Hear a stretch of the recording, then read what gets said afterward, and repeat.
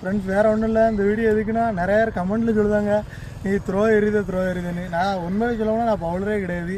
ஆனால் நான் த்ரோ தான் போடுவேன்னு வச்சுக்கோங்களேன். ஆனால் என்னோட கேவலமாக நிறைய இடத்துல டோர்னமெண்ட் போகிற இடத்துல ஃபுல்லாக த்ரோ மாதிரி தான் போடுறாங்க.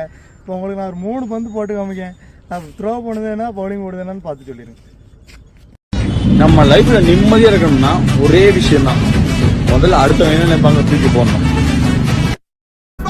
நாம செம்மையா வாழ்ந்து காட்டுறது தான் நம்ம வாழவே கூடாதுன்னு நினைக்கிறவங்களுக்கு நாம கொடுக்குற பெரிய தண்டனை.